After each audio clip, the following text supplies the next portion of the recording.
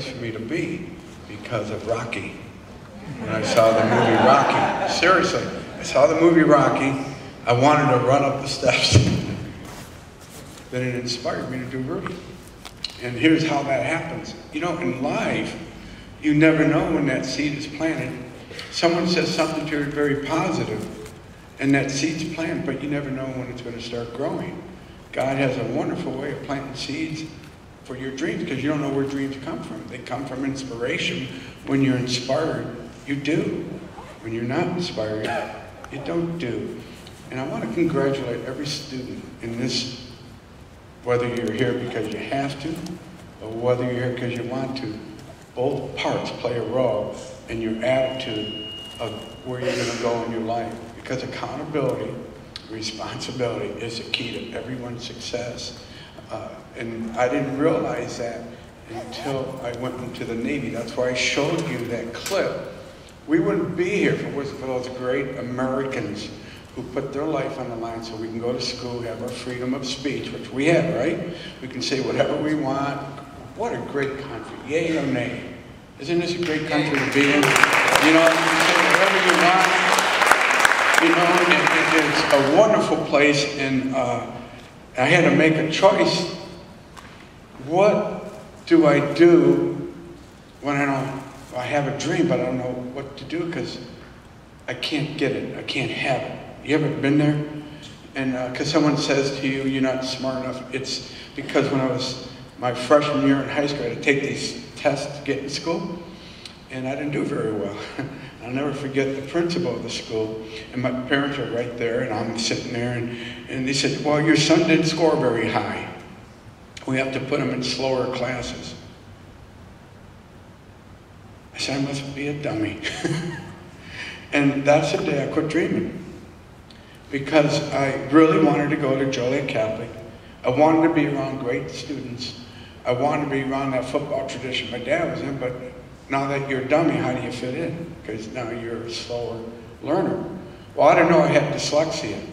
That's one of the reasons. And when I was in what they call grammar school at the time, I was a dreamer from first grade to fourth grade. I could do anything. I mean, anything, because that teacher was excited to see us. And she would always say, what do you all want to be? And we told her we want to be this.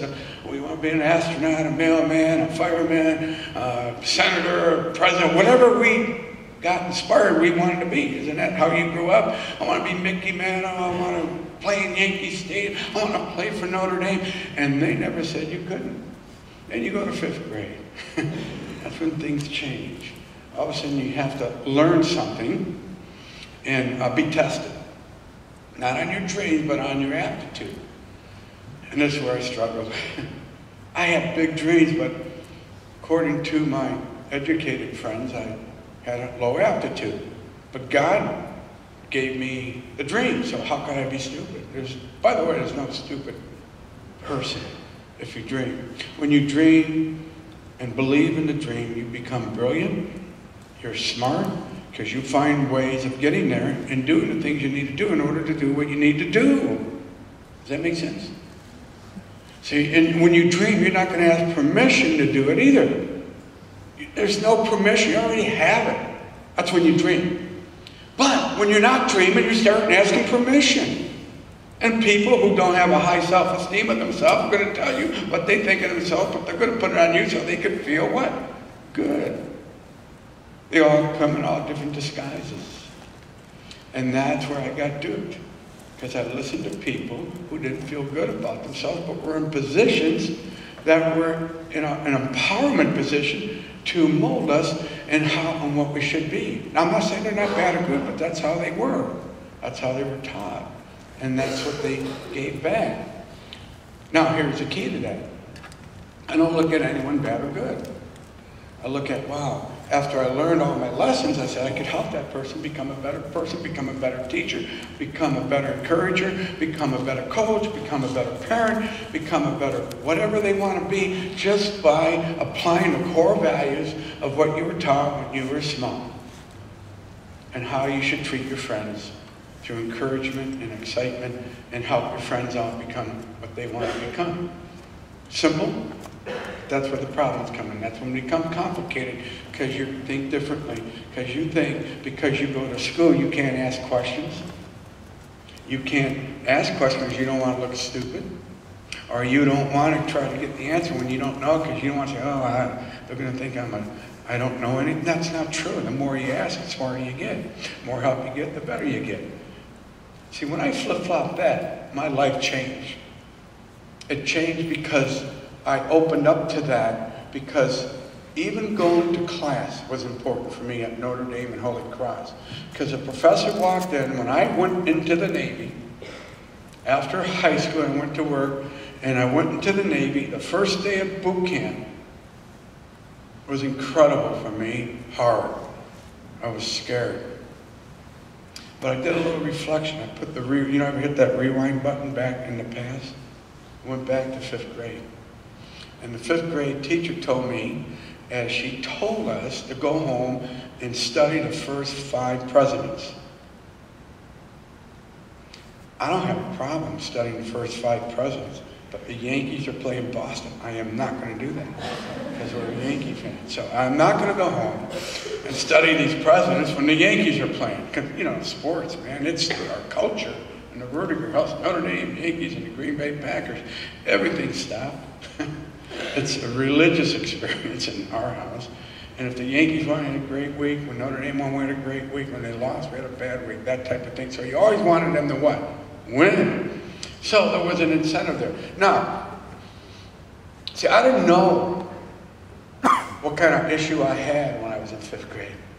I just was excited, I thought, about going to class until that teacher, not too far into the year, gave us that homework assignment. She didn't inspire us to learn the first 5 presidents. She said, you must go home and learn, you better know them. And I was excited all week about this game, and she knew I was excited. So I come to school the next day after the Yankees went into 14 innings, beat Boston. Mickey Mantle hit a home run, Roger Maris, so I'm giving you my age, right? And you go home and you get excited. You come to school and you're excited about the ball game, not about the presidents. What do you think that teacher's going to do? That's in the education and not inspiration. They're going to, Rudy, did you do your homework? She knows I didn't, because she can see it that I didn't by the way I'm acting, behavior. And she said, Rudy, who's the 5th president? I gave her that look, you know, that deer in the headlight look. I don't know. I really don't care look. Mickey Mantle hit a home run and Roger Maris hit one run after him. She said, and you get up and sit in the back of the room, that's where you belong. That's the day I quit dreaming, big time, and was labeled by all my friends. So I went towards the behavior of, why can't I read like my friends? Why can't I must be stupid? And I kind of went through all that process and ended up in high school and ended up where they said I was, because I believed that. What changed that? Here's the secret. I'm going to unlock something for you. And it's so simple. You already know the answer. It's up to you to think like this and do it.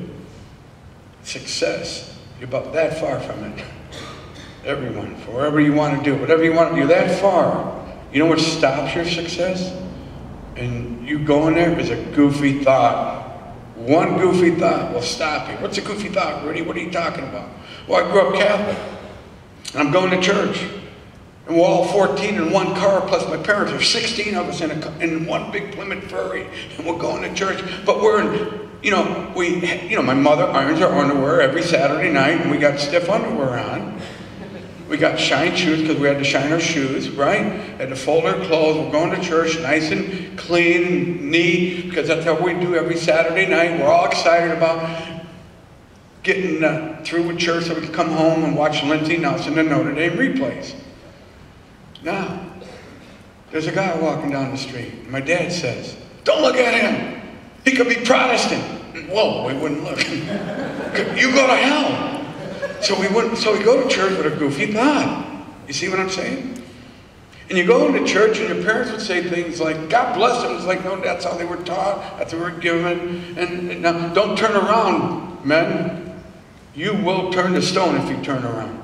So we didn't turn around. And if you talked in church, your ears would fall off. You got, man, all these goofy thoughts going on. How in the heck can you survive and dream? It's impossible. And my mother would say after church, you boys will find a good girl in church. And we all would say, how? We can't turn around. So there was confusion there, right? So we have all these layers of confusion, but you know what? They add up. You got to watch what you say. You empower people at a young age. Whatever goofy thought you have, you're going to lay on someone and they're going to believe it because they believe what you say, because you are someone. So everybody is someone in someone's eyes. Now, fast forward.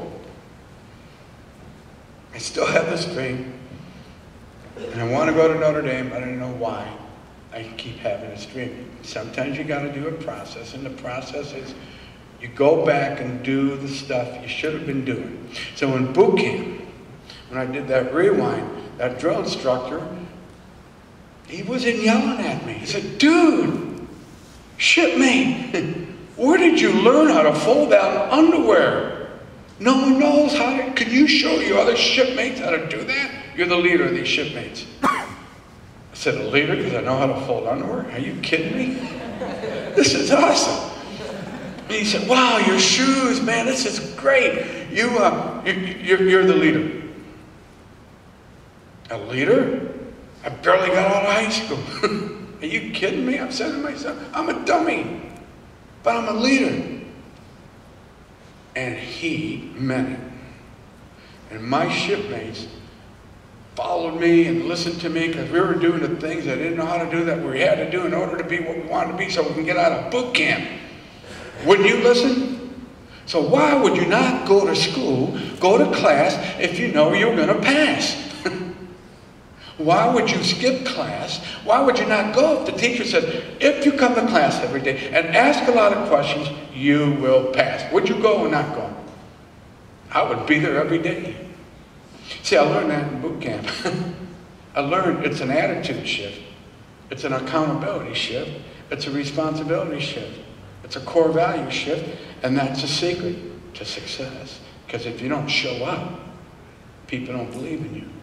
If you don't say what you say and do what you say, you're going to do people lose confidence. If you do what you say, and you do when it gets hard, and they see you get through your tough times, you become that leader. And they do things because if he could do it, I can do it. And it's true. You know, when I decided to really go for Notre Dame, it was because of an accident, of a shortcut my friend took, and I gave myself up to the Lord, and I said, Lord, I'm yours. I'll do whatever. Just tell me what to do. God's not going to knock on your door and call you down, Rudy, you need to do this, right? You have inside you called instincts. And it tells you what's right, and it tells you what's wrong. You know what I'm talking about. You know what to do. You're just not listening. You're listening to the goofy thoughts. You let one goofy thought stop you from being great. Then you're going to put another goofy thought on it. Or not, and then you're going to go home and watch a stupid movie. Or you're going to listen to some goofy music. Or you're going to call up a friend and gossip. Or you're going to call someone, and did you read this? Did you hear that? And you can get all these goofy thoughts, and a great opportunity comes, and you won't do it because you got a goofy thought. It freezes you. You're frozen. Maybe they're right. Get rid of your goofy thoughts, and great things happen. And that's your challenge. You see, when I made the choice to go to Notre Dame, it was not because I thought I can. I know I can. I already have the permission. Do the work. Just go towards a dream and opportunity will happen. When I showed up, the little professor at Holy Cross, a junior concert, here's the key. Now, I never went back to my high school concert and asked him if I can go. You know why? Because I know what he's going to say. You don't have the grades. So why would I go back and ask him? Why would I ask permission from someone who says I can? So I'm going to go